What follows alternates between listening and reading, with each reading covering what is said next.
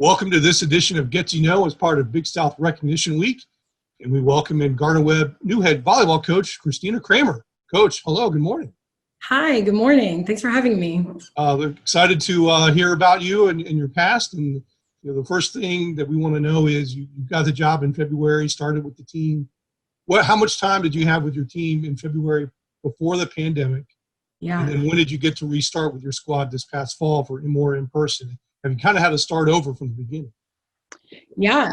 So when I got here, we were in about the 8-hour session. And so I was with them for about a month, but we were only in the gym just a couple times a week. We were doing small groups, trying to get to know them individually.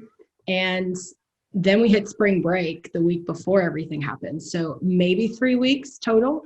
And then it was all Zoom and FaceTime and connecting with them outside of being athletes, which we're about anyway. Then they got to here, I want to say late July, and they did a 2-week quarantine. So we've really only been together another month. I wouldn't say it's a full start over, but it definitely allowed us to slowly move into things, whereas normally we're out of the gate fast, trying to know everything that's expected of us and play within probably 10 days of arrival. Okay, well, you bring some experience in turning around programs from your prior coaching stops. What has been the most consistent aspect of that accomplishment or that achievement to improve so quickly with the new programs you've helped take over, either as a head coach or as an assistant coach? And what will be your first steps with the Gardner-Webb program in that same regard? Yeah, I think every program is different. At the end of the day, every team is made up of different athletes. And my first couple of programs, it was really important for me to just get to know them as humans, right? Like who they are as people, not who started last year, who had what accolades. I think it's really important just for them to get to know me as a person first. And so I'm going to do the same for them. And then I get to see, okay, this is why they weren't successful, or maybe they had a lot of success, but this is why it wasn't coming together at the end. And I think at Gardner-Webb, it's almost like this, I don't want to say a gift to us because the pandemic is this awful thing that we're navigating, but it allowed us to focus on that of who are you and why did you stay at Gardner-Webb when I'm their 4th coach in 4 semesters? Like there's been so much change, yet they didn't leave. And I think that's really important to find out because there's a culture here at Gardner-Webb that's so much bigger than sports. And for me to learn that firsthand from them without the distraction of working on our serve receive or breaking down what our offense needs to look like, it was just so freeing. And it gave them a little bit of a breather too. So for me, I think those are the first steps of just, hey, this is who I am. And if you learn to trust and respect me, I'm going to do the same for you. And from there, I can really raise expectations when it comes to what we do on the court. Being a former student athlete yourself, you played 4 years in college, 3-time team captain. Yeah. When did you realize you wanted to get into the coaching profession? I think when I was like in high school, I was probably bossing a teammate around or something. And my coach made a comment, and she was my coach from 5th grade through all of high school. And she said, you'll have a knack for this one day. And when I was in grad school, I was actually working in football. I was at a professional sports training facility, and I was working with some professional athletes, and I thought that was my path, but the way I was paying the bills was volleyball camps and clinics and lessons. And I felt more alive doing that than what I thought on paper was going to be my future. And so it just kind of all aligned. And eventually I took the leap and took my first college coaching job in the middle of nowhere, Kansas. And it has been so rewarding ever since. Well, what kind of player were you in college, in your playing style? Did that carry over into your coaching style and philosophy, or is it completely different? Honestly, I would hope my teammates would think that I just wanted the best out of them at all times. I honestly wasn't the best player on the team. I think I brought my best every day, or at least I tried to, but I just demanded excellence from my teammates and those around me. And I wanted to have fun. I think being exactly who I am is important. And I try to ask that of when I was a player, my teammates, and then now ask that of my players. As a coach, they're going to know that I have a big, bold personality, and I'm not going to try to downplay that. But at the same time, I want to encourage those who are quieter and not as outgoing to be exactly who they are. And if you can bring your best and be your best authentic self, I'm going to embrace that. And I think that kind of correlates with how I was as a player. My teammates may say something completely different, but I definitely think who I am, I've embraced it over the years, and I want to be authentic in that way. Well, you alluded to one coach in your past, but who are some of your coaching mentors since you've been in the coaching profession? And what do you teach your team now that you learned from your mentors? Yeah, so I had the same coach for middle school and high school. I went to a really small school, and her name is Lori Haynes. Her and her husband, John, volunteered their time for all the years, and they just always treated us as part of their family. And I think that's a big part of who I am. I've never had a coach at every level I've played at that treated me like a commodity, or that treated me like, or my teammates, like we were just producing something for them. And I think that's just naturally a part of who I am now. But mentor-wise, I have a couple of people that are not big names, but they have made huge impacts in their communities and in their worlds, which then impacts mine and my community. And I think for me, that's what's important when it comes to mentorship and leadership, is just what table are you opening up to everyone? And from there, are you pouring into them so they can pour out to others? And for me, those are the people that have really impacted my life because of the way they treated me when I was younger. Well, we're gonna shift gears a little bit. We're gonna go and dive into a few more personal questions about your background, not necessarily your coaching for your coaching days, but more to get to know you from a volleyball side. And who was your favorite volleyball player? Well, this is really funny. I, growing up, actually was idolizing this girl that was at my school. So I was probably, she actually, I think babysat me when I was little. We were a really small community. And I started going to volleyball games. I thought volleyball was it wasn't interesting to me when I was really young, and it wasn't really big in New Hampshire where I grew up. But her name is Allison, and I just idolized her. I wanted to be like her, and I thought she was, and maybe she was great, maybe she wasn't, but in my eyes, she was the best thing.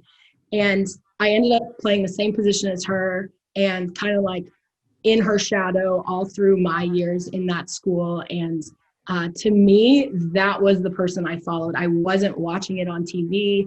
I was busy watching all the professional sports and not volleyball when I was younger. And so for me, that was the pinnacle of good volleyball was Allison at my school, which was this tiny school in the middle of a tiny town in New Hampshire. So what age did you start playing volleyball? What position did you end up playing mostly? And which scoring format did you kind of play the most? Did you play in the side out, the 15-point, crossover into the 30-point, and then the current 25? And, did you have a particular favorite scoring format? Yeah, I started playing volleyball when I was 11, and at first I didn't think it was fun, but that was probably just because I wasn't good at it. But I started playing club and school ball at the age of 11. I just dove in and played it nonstop. I was actually an outside hitter, and you can't tell on Zoom, but I'm 5'6". So I had a really good career, but again, small area. There's probably not a lot of competition around. And when I got to college, I liberoed my freshman year, and then I set for 3 years and started all 4 years. So it's a unique situation, but I attribute that to my coach just always making sure we knew how to play the game. We weren't going to be specialized players. You weren't going to do one thing. And so that was the path when it comes to the positions that I've played. But I played in every era of scoring. So New Hampshire was a little slow to make changes. And my freshman year of high school, we were still inside out scoring, but in club, we were playing rally. And so I'll tell you, we once lost the game 15-0 and still won the match. It was It is the weirdest concept when you think about side-out scoring. You just can't score unless you're a good defensive team with strong servers. And so for me, I then get to college and we're in the 30 point. And man, I think I have a few in-game records, but it's not because I was so much better than everyone. It's because it was the small amount of time that we were playing for so long. And so I have that many more attempts, that many more reps. And so I loved going back to 25 points and just playing 3 out of 5. To me, it allows both sides of the ball to really matter, and it makes the game faster, and I think a better spectator sport in general. From a volleyball standpoint, have you played any beach volleyball, and do you like beach volleyball the same as indoor, or what's your feelings on both those two different styles of game? I am 100% an indoor person. When I got the job at St. Thomas back in 2016, it was their first year of a beach program, and I got there at the beginning of April, and they were like, congratulations, you're also the head beach coach, and season is right now. And so I got a crash course in how to do it. Obviously, coaching in Miami, Florida, outdoors, it's perfect. I'm not going to complain. But man, I'd take indoor any day. I think I've played in a few leagues when I was younger, but it just isn't something you do when you grow up in the Northeast where there's snow on the ground 9 months out of the year. Well, I do want to ask you this question on the beach volleyball side. Sure. If you could select anyone in your circle or a historical figure or anyone like that to be your beach volleyball playing partner, you could play outside, who would you select? And if you could challenge a professional duo to a match, who would those two be? Oh, man. Well, it wouldn't be fun for anyone, but I would 100% pick Misty May and Carrie Walsh to play against, just to I think I would offer to be their water girl instead. I just want to see them in person and be around them. I think that's what I would want. And I would probably take one of my players from the St. Thomas Beach program, because they were all indoor players forced to play beach in that first year transition. And I don't think they liked it either. And so I think they would enjoy just being around the best of the best, but it would not be a match in any way. It would be pretty much us just watching the two of them be spectacular as they are. That's great. Is there a particular national or global volleyball event that you have not attended that you would like to see in person? I mean, I think the Olympics in general, it would just be incredible. I've been to the Final Four national championship. We're lucky that the AVCA pairs their convention with the Final Four every year. So since being a college coach in 2013, I've been to every one. And that's just been one of those moments that just fills you up. You see these people who are like you and teach the same somewhat things that you do, and they're just excelling in such a high level, and I enjoy it. So I can't imagine what that would be like on a global stage, to be around the other countries that have done it longer and even better than we have in the past. I think it would really just fill up the tank when it comes to wanting to keep going. Great. And our last question for you, you kind of alluded to some things already, but is there something about you that your team does not know yet and will be surprised to learn once it ever comes out? Any kind of special skill or anything abstract from your past? I mean, I have this fun knack for karaoke, and I used to be involved in the music side of life. Growing up, I was in theater, used to play the guitar, and was in a band in high school.